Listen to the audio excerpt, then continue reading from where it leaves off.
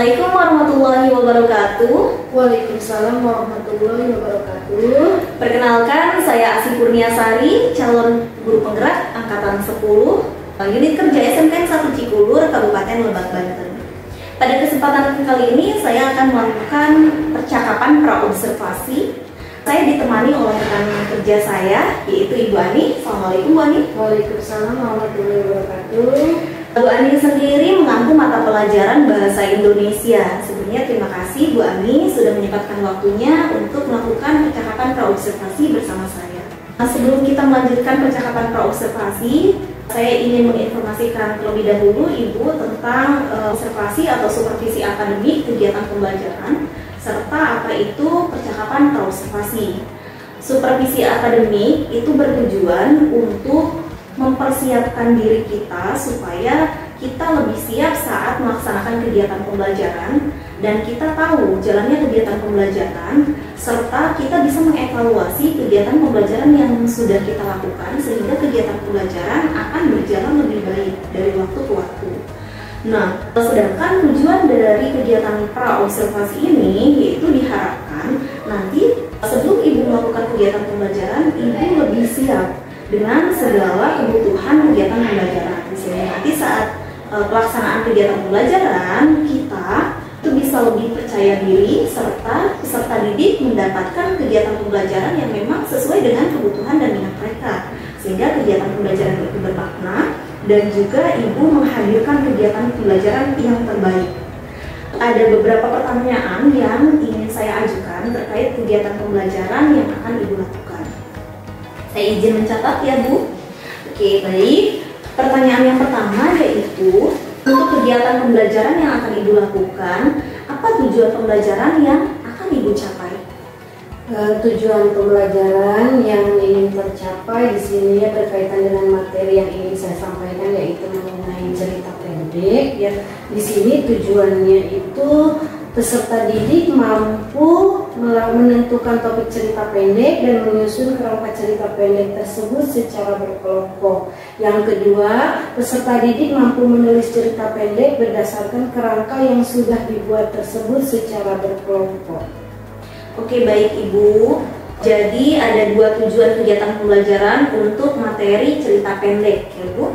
Selanjutnya Ibu, untuk area pengembangan keterampilan atau kemampuan siswa yang ingin Ibu capai itu kira-kira Ibu akan lebih memusatkan ke keterampilan atau pengembangan dari siswa yang bagian mana?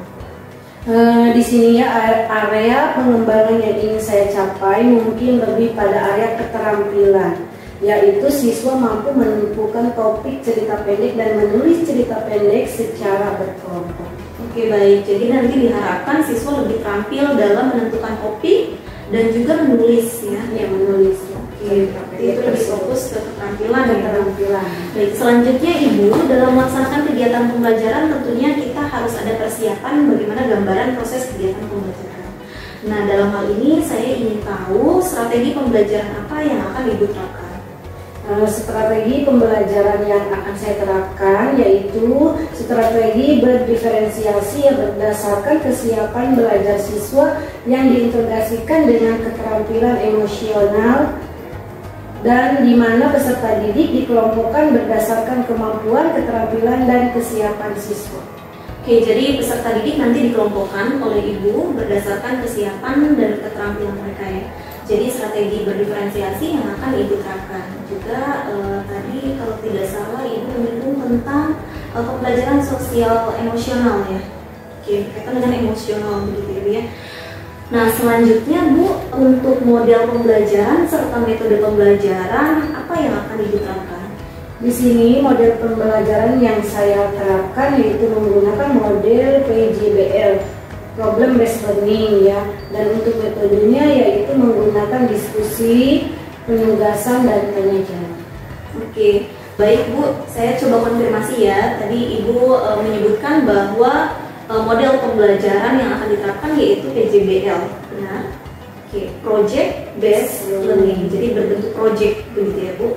Sedangkan metode yang akan diterapkan adalah diskusi, tanya jawab, dan penugasan ya. Oke, selanjutnya Bu, tentu tadi Ibu kan ingin memusatkan keterampilan peserta didik ya, kemampuan keterampilan peserta didik khususnya dalam menulis cerita pendek dan menentukan topik. Nah, dalam hal ini artinya Ibu membutuhkan media serta strategi evaluasi ya, strategi penilaian. Nah, strategi penilaian seperti apa yang ingin Ibu terapkan serta media seperti apa yang dibutuhkan? Evaluasi yang saya gunakan di sini yaitu dengan berupa penilaian sikap, keterampilan, dan pengetahuan tentang kemampuan siswa menyusun cerita pendek. Dan media yang saya gunakan menggunakan media yang pertama video pembelajaran dan yang kedua LKPD. Oke, baik. Baik, bagus sekali ya. Jadi gua akan menampilkan video pembelajaran gitu ya terkait dengan tadi kemampuan siswa menulis cerita pendek menentukan topik, dan Ibu juga menyiapkan LKPD. Selanjutnya Bu, saya karena nanti akan masuk ke kelas Ibu, maksudnya akan melakukan observasi kegiatan pembelajaran. Kapan kira-kira Ibu akan melakukan kegiatan pembelajaran, di kelas mana, serta jam berapa hari depan? Insya Allah ya, karena kebetulan hari Rabu saya ada jadwal di kelas 11 akuntansi 1, jam kedua akan dilakukan kegiatan pembelajaran. Oke, jadi hari Rabu selanjutnya berarti ya Bu, 31 Juli. 31 Juli. Oke, hari Rabu tanggal 31 Juli kelas 11 AKL 1 jam kedua. Oke, saya mau izin nanti untuk ikut observasi ya, masuk ke kelas Ibu melakukan observasi. Lalu Ibu, sebelum kita menutup kegiatan percakapan ini, percakapan pro-observasi, saya ingin tahu kira-kira apa yang Ibu dapatkan setelah kita melakukan kegiatan pra-observasi ini. Di sini ya saya mendapatkan gambaran media yang perlu saya siapkan untuk nanti kegiatan pembelajaran, lalu bagaimana proses evaluasinya. Oke, alhamdulillah berarti Ibu sudah tergambar ya. Tadi media yang akan Ibu gunakan adalah media video pembelajaran dan LKPD. Oke, baik, jadi sudah ada gambaran untuk menyusun LKPD yang akan digunakan, serta Ibu akan menggunakan referensi berupa video pembelajaran. Lalu untuk evaluasinya tadi Ibu akan melakukan penilaian berupa penilaian pengetahuan, keterampilan, dan sikap dari sikap dia. Oke, terima kasih sekali lagi Ibu atas waktunya. Saya mau izin nanti berarti hari Rabu tanggal 31 Juli untuk masuk ke kelas melakukan observasi kegiatan pembelajaran, serta selepas kita saya melakukan observasi kegiatan pembelajaran yang Ibu lakukan di kelas 11 AKL, saya mau izin juga nanti kita akan melakukan percakapan kembali, tapi ditemani oleh pengajar praktis saya, yaitu melakukan kegiatan pasca observasi. Terima kasih Ibu. Sama-sama Ibu. Ya. Assalamualaikum warahmatullahi wabarakatuh.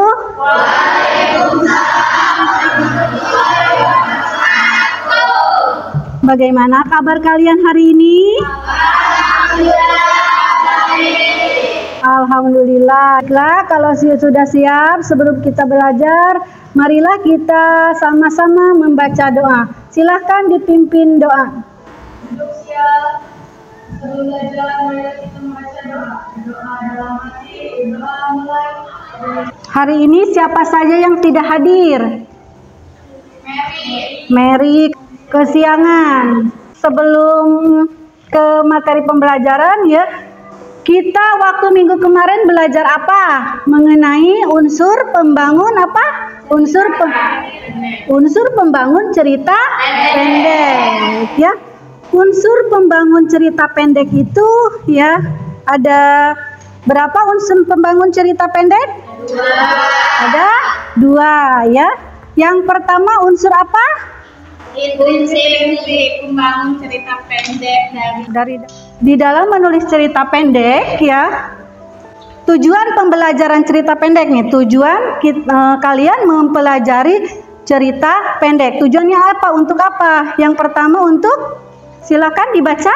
Peserta didik mampu menaklukkan topik cerita pendek dan menyusun naskah cerita pendek. Nah, untuk kalian lebih memahami ya, lebih paham mengenai penyusunan cerita pendek ya, kita akan mengamati atau menyaksikan video terlebih dahulu. Selanjutnya, kami bisa bertemu lagi di pelajaran bahasa Indonesia. Bagaimana menurut kalian videonya? Seru? Dapat dipahami tidak? Nah, kan kalian sudah tadi mencermati video bagaimana ya cara menulis cerita pendek ya. Cara menulis cerita pendek ya, menurut pemahaman kalian dari video yang kalian amati tadi, apa yang dapat kalian pahami? Ya, silahkan Neng. Siapa namanya Neng? Namanya Irma. Silahkan Irma.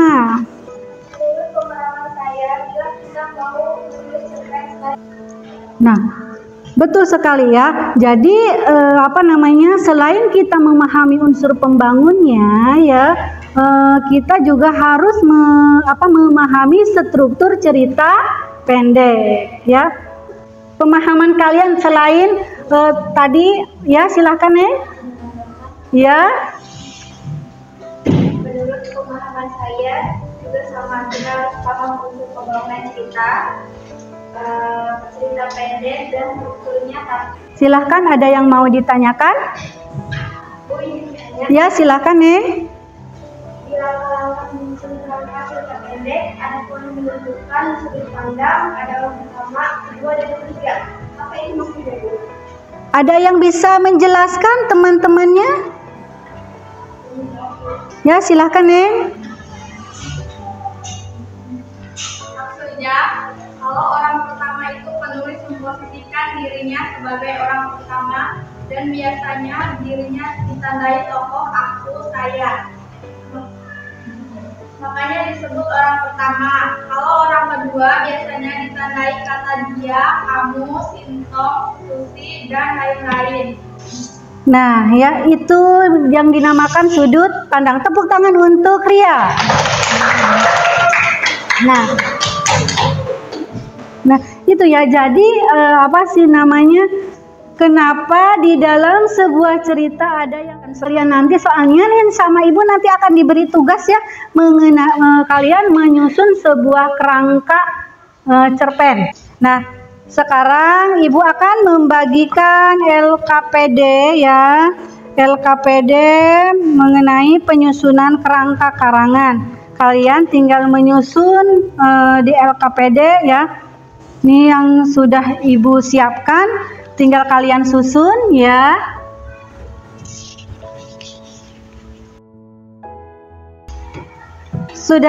Ibu sudah membagikan LKPD-nya. Sekarang silahkan kalian susun kerangka karangan atau kerangka cerita pendek yang sesuai dengan yang ada pada LKPD ya. Kalian boleh cari referensi di buku ya, di internet boleh kalian cari referensi ya. Ibu kasih waktunya ya 30 menit ya. 30 menit dari sekarang silahkan kalian tentukan kalian susun kerangka cerita pendeknya ya di LKPD yang telah Ibu bagikan. Kalau ada yang masih belum paham boleh ditanyakan ke Ibu ya. Ya? Apa Neng? Boleh ya, misalkan temanya mengenai bunga mawar. Udah Bu. Sudah ya? Sudah? Coba yang ini Ibu lihat. Temanya anak yang malang menggunakan alur maju ya. Nah, sudah semuanya? Sudah ya. Nah, setelah Ibu tadi amati tugas kalian ya, membuat kerangka cerpen, Ibu lihat sudah bagus ya. Tinggal kalian menyusun menjadi sebuah cerpen ya. Tinggal kalian menyusun sebuah cerpen. Untuk pembelajaran hari ini kalian merasa tegang atau merasa happy? Happy. Alhamdulillah ya. Berarti kalian masih semangat dalam belajar ya. Nah, sekarang ya karena waktunya juga tinggal sedikit lagi ya. Benar ya, udah paham ya mengenai menyusun cerita pendek, sudah paham? Ya. Tidak ada lagi yang mau ditanyakan? Ya.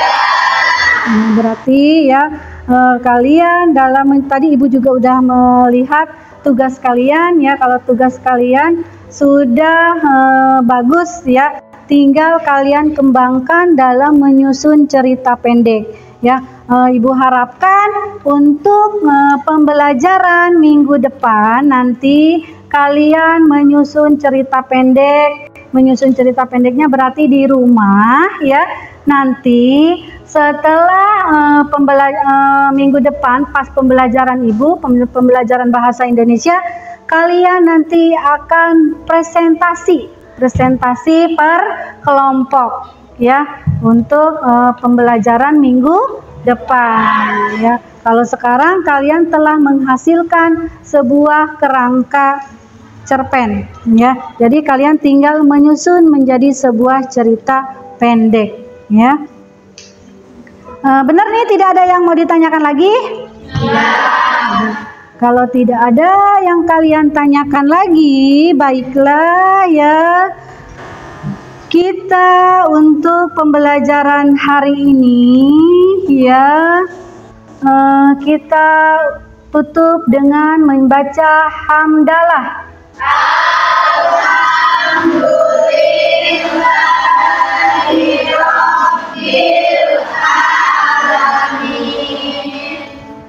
Nah, Ibu mohon maaf, kurang lebih mohon maaf. Wabillahi taufiq wal hidayah. Wassalamualaikum warahmatullahi wabarakatuh.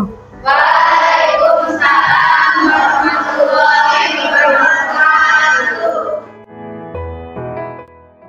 Alhamdulillahirabbil alamin. Kita sudah melakukan observasi tadi ya Bu di kelas. Nah, sekarang kita akan melakukan percakapan pasca observasi.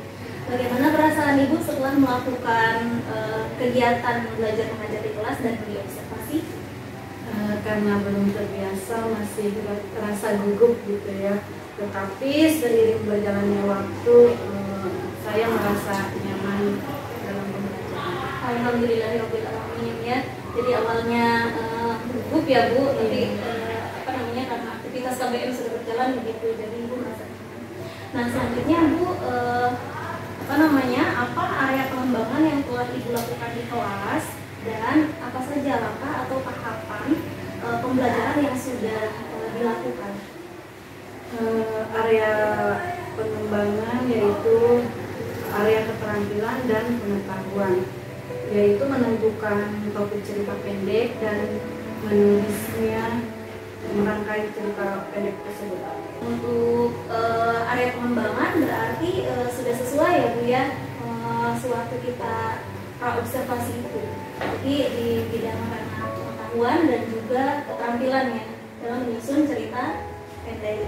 Nah, selanjutnya Bu, menurut Ibu apakah area pengembangan yang tadi Ibu katakan itu sudah berhasil atau sudah tercapai menurut Ibu? Secara umum saya merasa sudah tercapai ya.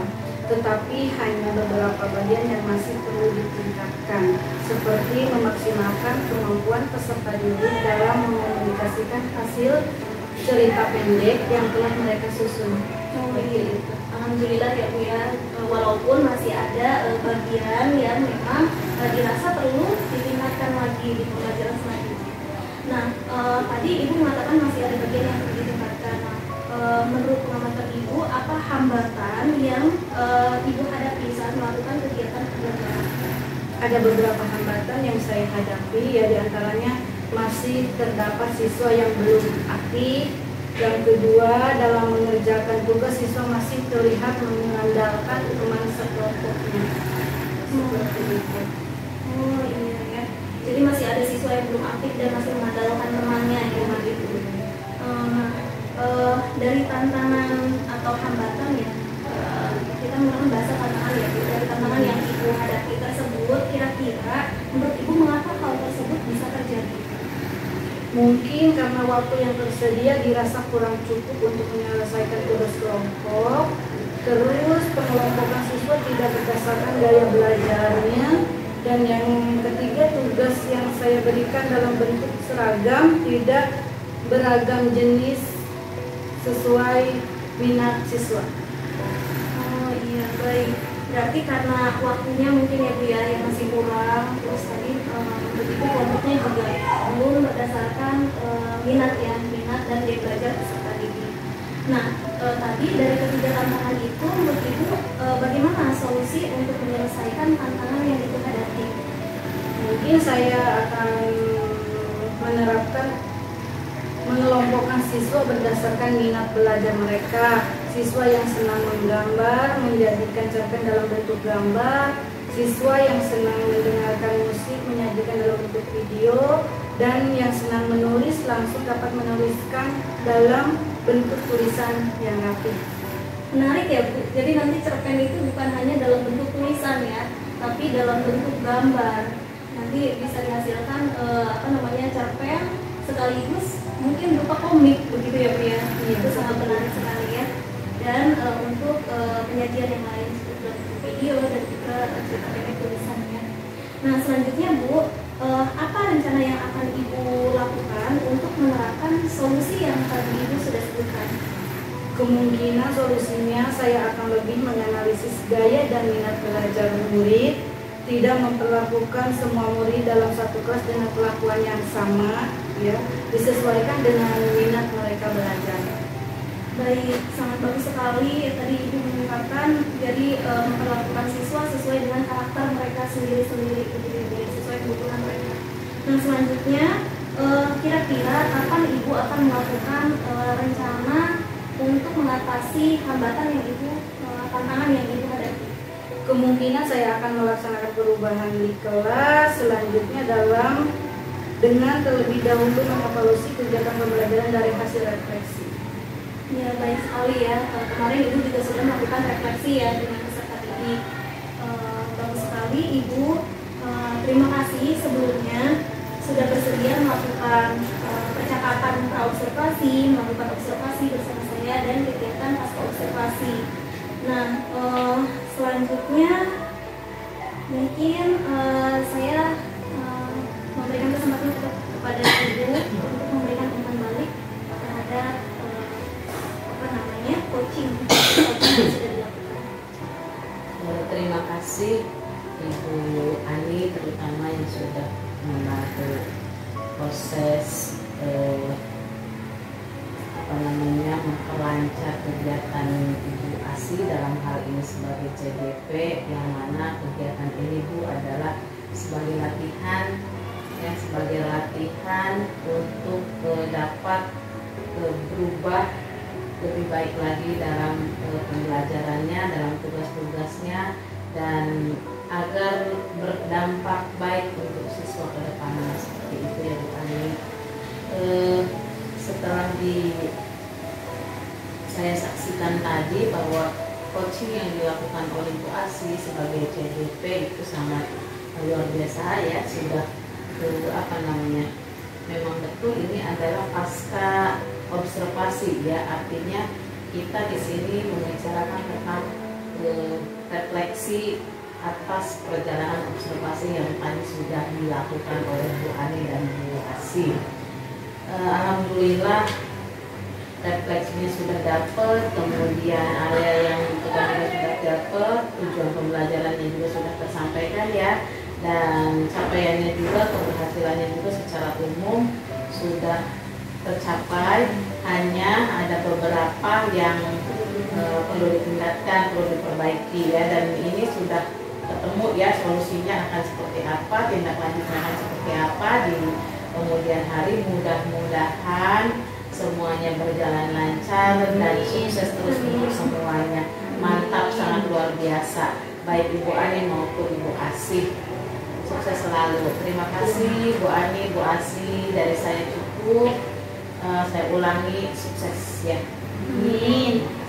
Baik, terima kasih sekali lagi kepada Ibu Pengajar Praktik, Bu Siti Fauzia dan juga Bu Ani selaku rekan sejawat yang telah melakukan coaching. Sekian, terima kasih. Assalamualaikum warahmatullahi wabarakatuh. Waalaikumsalam warahmatullahi wabarakatuh.